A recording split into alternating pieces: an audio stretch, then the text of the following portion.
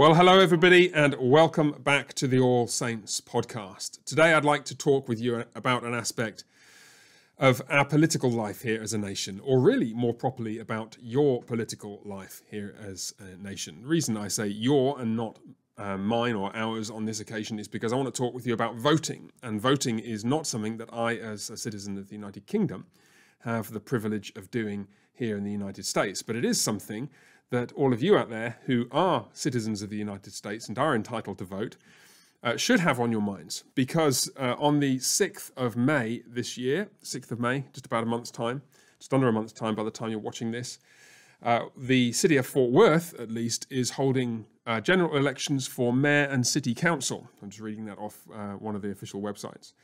And therefore, this raises some questions for us, both immediately in relation to this issue of, okay, should I vote and who should I vote for in this election? Does it really matter? Does it really matter whether I participate and so on?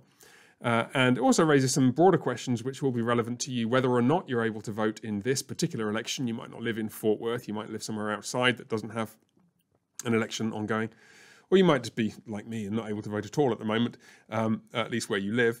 But nonetheless, you want to think about the principles that ought to inform our thinking about this subject, because it's one that is not irrelevant to all of us. So what I want to do is just to run you down through a few different ways of approaching this question. I want to give you some biblical perspectives on it, some pragmatic ideas, just practical issues that you might like to think about.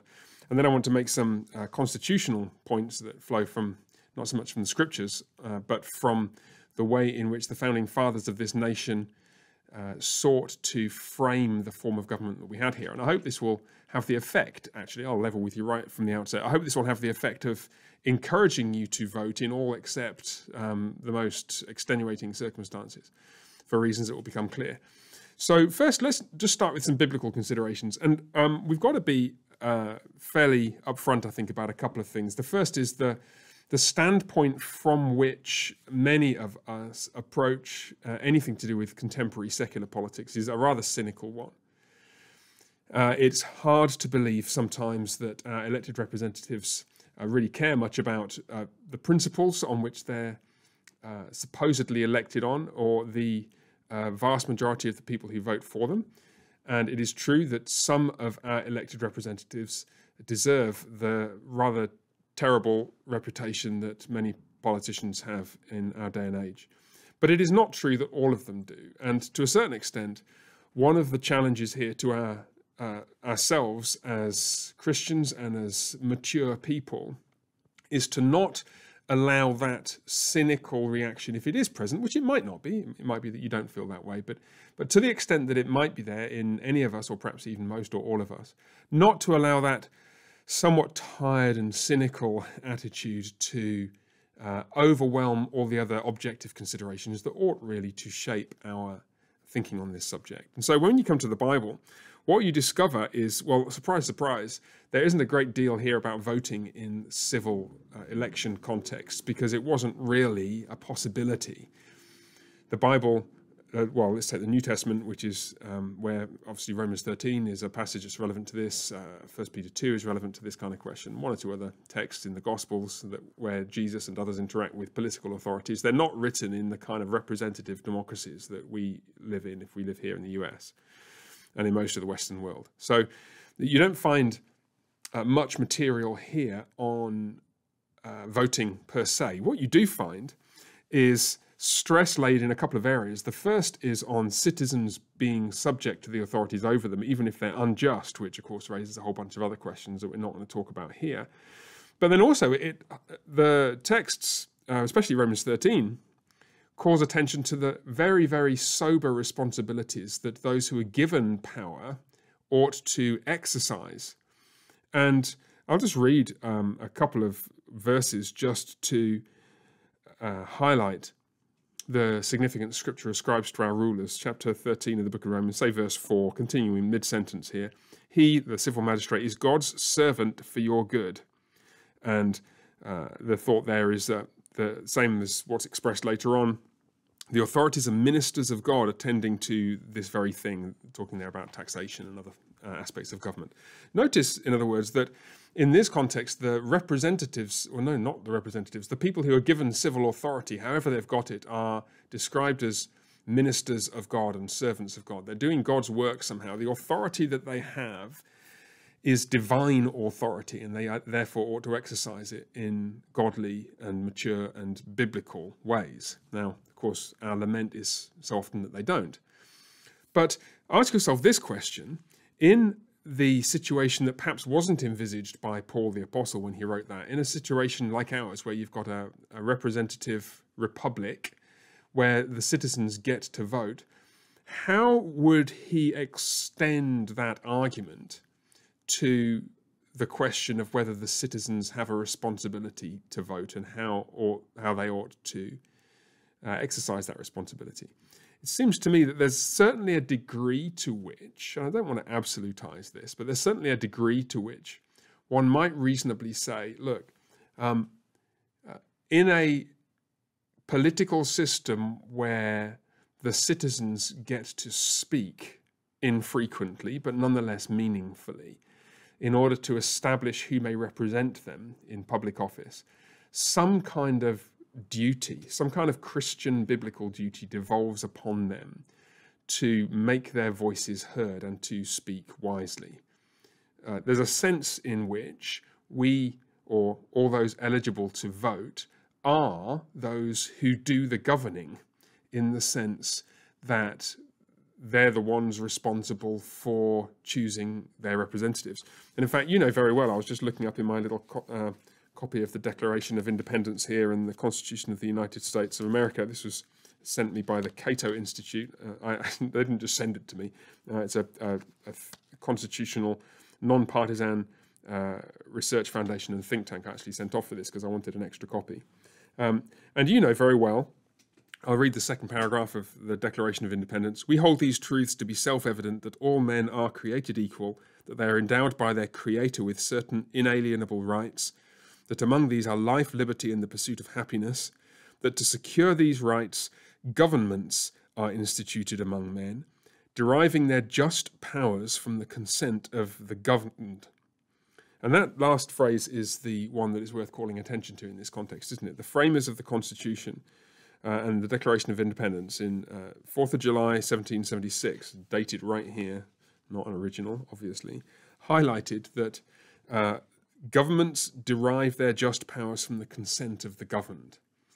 And they did that, they made that affirmation in a context where they were affirming that our Creator, the living God, has endowed us with certain inalienable rights, and those need to be secured, not granted, but secured by government, which gets its consent from the electorate. So how would they say that we ought to take into account the teaching of Scripture in relation to the opportunity that we have to vote in, or the opportunity that you have, as I said, to vote in the forthcoming elections in Fort Worth and in various other places? I think it's pretty clear, isn't it? I certainly don't want to go as far as to insist upon it, but I would say that there are good biblical and actually historical constitutional reasons for thinking that this is how this nation is supposed to work, and it's how the framers of the Declaration of Independence, and likely I think the Apostle Paul would have encouraged those able to vote to respond as we approach May 6th and all the other opportunities to vote that we have coming up. Now, as soon as somebody says something like that, there's a whole bunch of objections that sometimes get raised, and I want to address some of them because I don't think they're insignificant, and they're certainly worthy of a hearing. I'd like to respond to a number of them briefly. So one of the points that's made is that we often find ourselves in a position where you're looking at a list of candidates, and really none of them is perfect. And in fact, it might be the case that all of them fall significantly short on perhaps even some major issues of where you'd want a candidate to be for him or her to get your support. And I guess at that point, I want to just hold my hands up and say that's absolutely right. You may well find yourself in that position. And I actually think that in the most extreme cases, this is one reason why it might be legitimate just not to vote at all. I mean, an illustration I've sometimes used in this context, you're not obligated to cast a vote if you're required to choose between death by hanging and death by firing squad. If it just looks like two forms of terrible future, you're not obligated to dignify such a terrible choice with your time and your effort and your thought. But I guess I want to say, look, pragmatically speaking, most of the time we're not in that extreme a circumstance. Let's just take a couple of examples. You might find, let's suppose you thought that tax rates were 30% too high, and you had one candidate who threatens to increase them by 10% and another candidate who would like to decrease them by 10%. Well, neither is doing what you think is right. Neither is doing what you think is possible. But you can see that one of them gets closer to the right kind of direction than the other.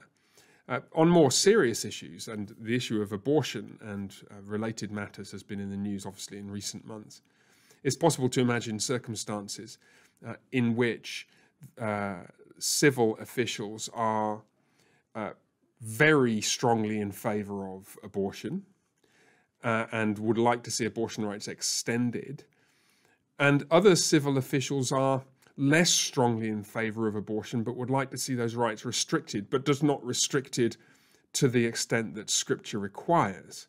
Now, again, none of us is required to endorse 100% of what those candidates is saying in voting for either of them.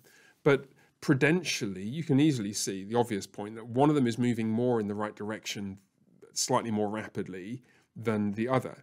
And actually, this has additional support for this way of thinking could be deduced from a Christian eschatological framework, where we know, don't we, that the way that the Lord is changing the world and making it more like the pattern of heaven and more honouring to him and to his Son is not all at once. It's gradual.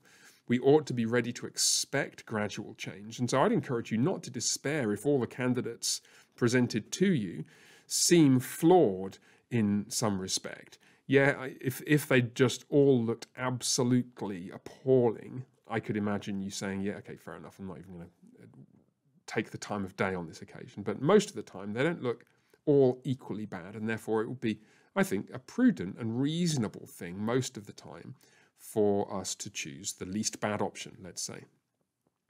Another objection that sometimes people make is that you've got just so little impact as a single voter on the constitutional process and the electoral process. And I think, again, hands up, that's absolutely right, isn't it? I mean, even in a place like Fort Worth, where you've got these local elections, I was just looking at the figures the other day, and it looks like you're getting hundreds of thousands of votes, or at least tens of thousands of votes in each of the districts. And there are districts 2 through 13, I think, I dimly remember. Yes, district 2, 3, 4, 5, 6, 7, 8, 9, 10, 11, 10 and 11 are up for re-election, as well as the mayoral position. So no, of course your vote makes very little difference. But actually, I think this is something which is salutary to us. It is a good thing, probably, for us to be reminded of our insignificance. And sometimes the reason why we feel frustrated at the smallness of our voice as individuals is because we think of ourselves more highly than we ought. We think we ought to be more significant and we ought to be heard. And frankly, we ought not to be. We are one in several million people in the greater DFW area.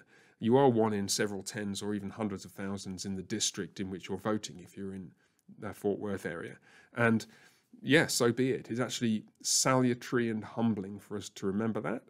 And that's fine. And I don't think it's a reason not to vote, simply that we have a very small individual part to play. The other thing, of course, is pragmatically, you don't need me to tell you that there have been some occasions in the not very distant past when a very small number of votes has swung an election. And so I won't waste your time going over all that lot again, just to say that all the difference is made on the margins, and who knows how many hundreds or even dozens of votes might be decisive in those kinds of situations. So there's that. Now, just thinking about the practicalities of this now, I realise that having been in a similar situation in England to what you're in here, Most people have no idea who their local elected representatives are.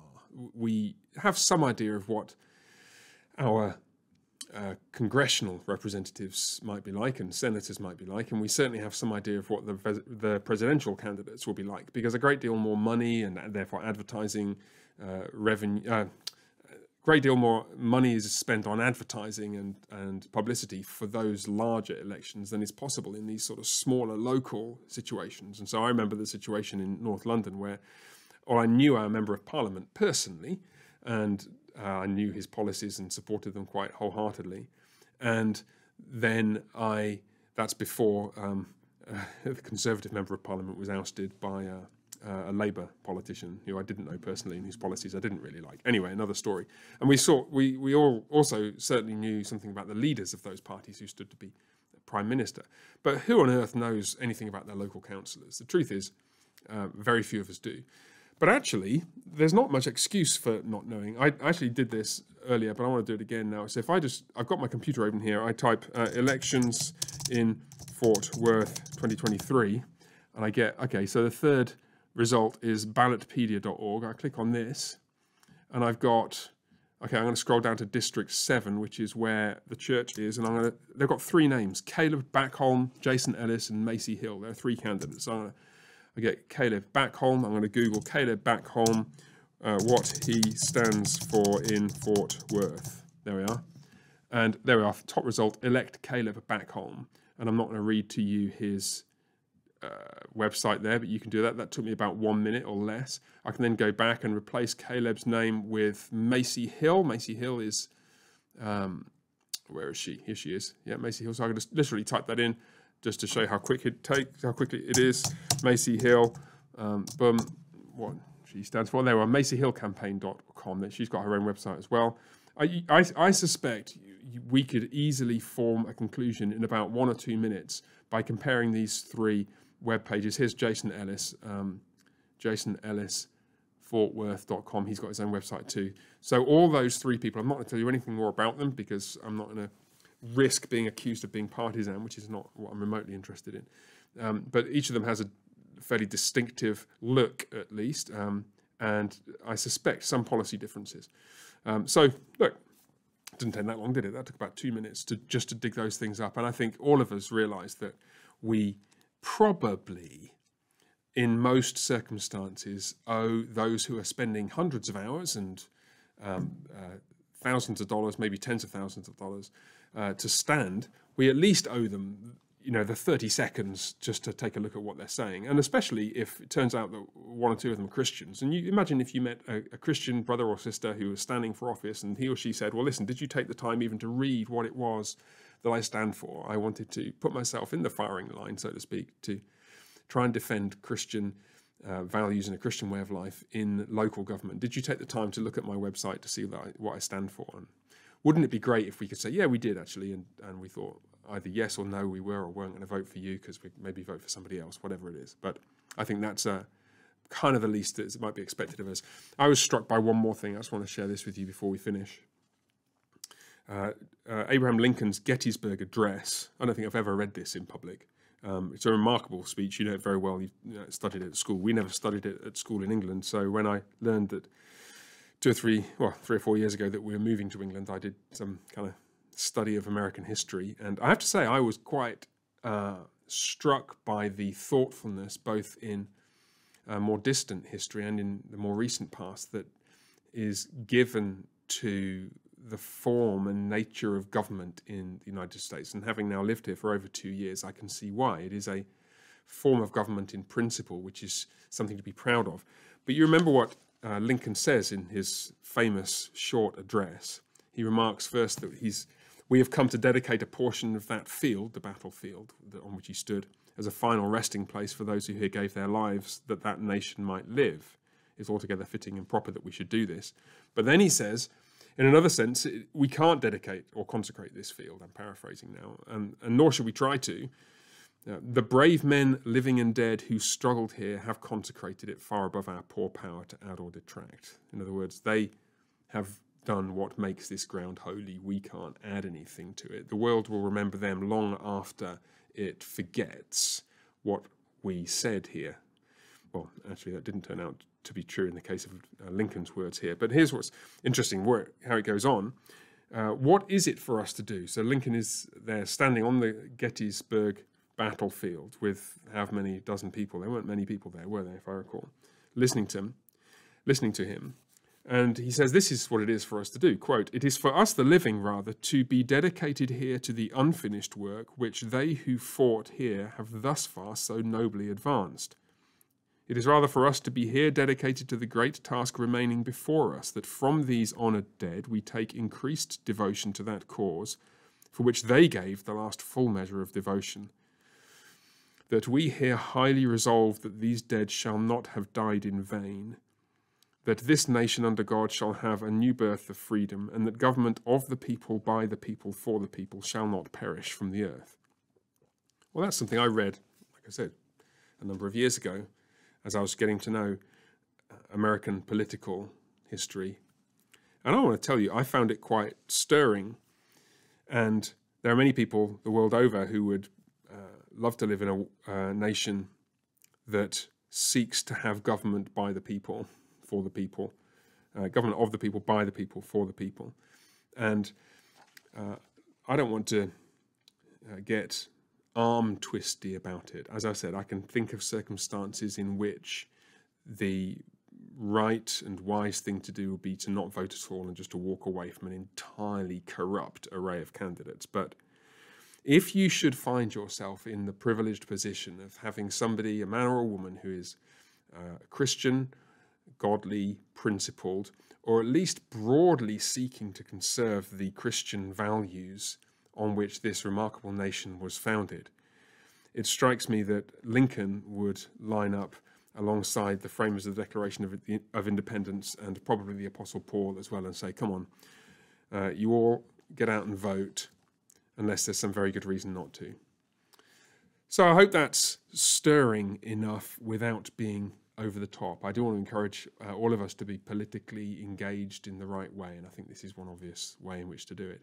As I said, I can't do so here. I've registered to vote in the United Kingdom and will continue to do so there while I'm able to, but until or unless I'm a citizen here, I won't be able to do that.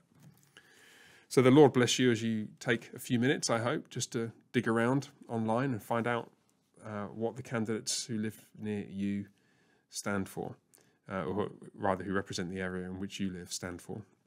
And I hope you found that helpful, interesting, and look forward to seeing you soon. Bye for now.